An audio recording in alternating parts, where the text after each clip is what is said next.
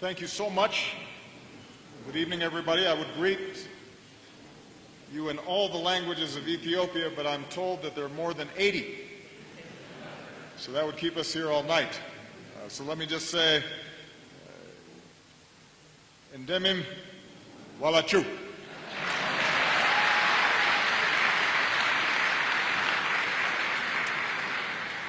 Prime Minister Haile Mariam, distinguished guests, ladies and gentlemen, it is a great honor for me to be here tonight as the first sitting United States President to visit Ethiopia, and I want to thank the great people of Ethiopia, including Teddy Mack. He's the one who sang that catchy song, Upon My Welcome. I want to thank all of you for the wonderful reception we've received. You know, Ethiopians are an ancient people in an ancient land. We honor Ethiopia as the birthplace of humankind. In fact, I just met Lucy, our oldest ancestor.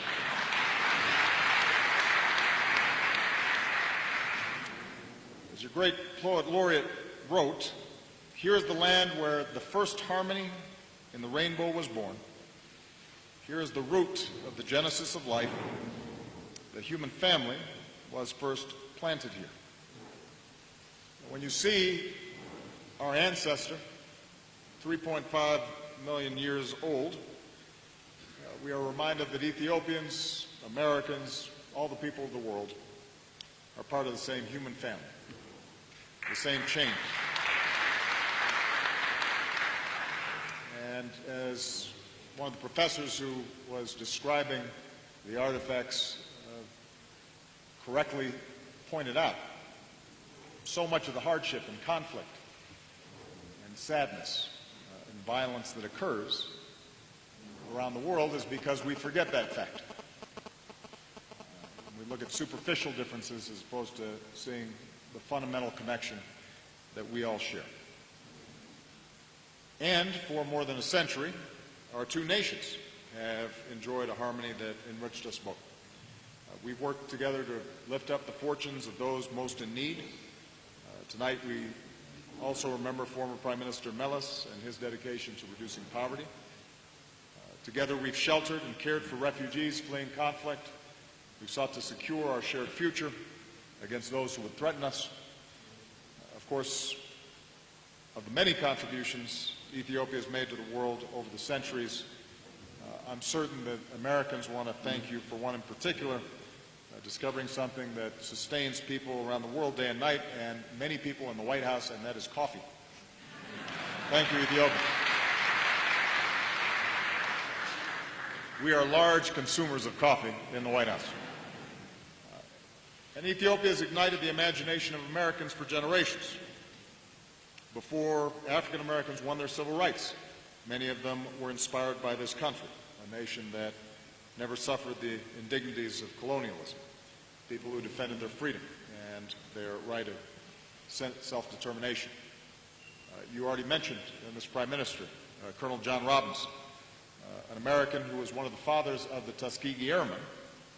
He was nicknamed the Brown Condor, who then came to Ethiopia and trained Ethiopian pilots to tame their heavens, and as you indicated, helped to set up the Ethiopian Air Force.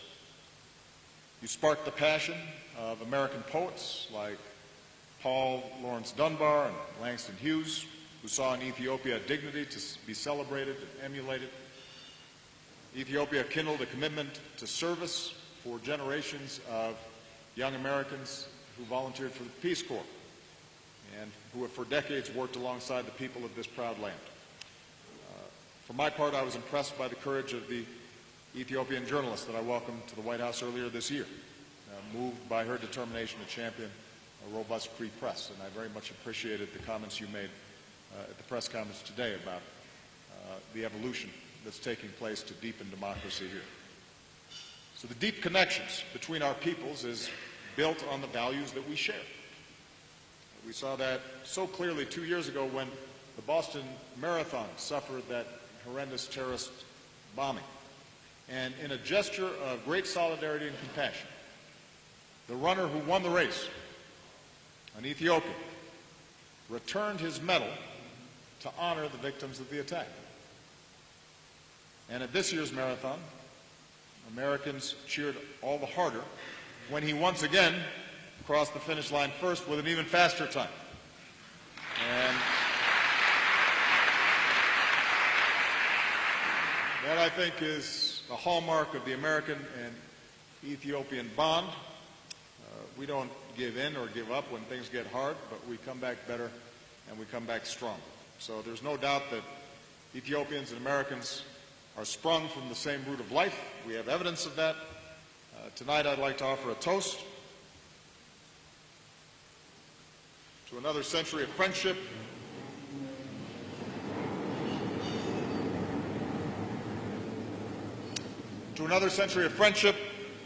to our one human family, and to a bright future for the land where the first harmony of the rainbow was born. Letanaki.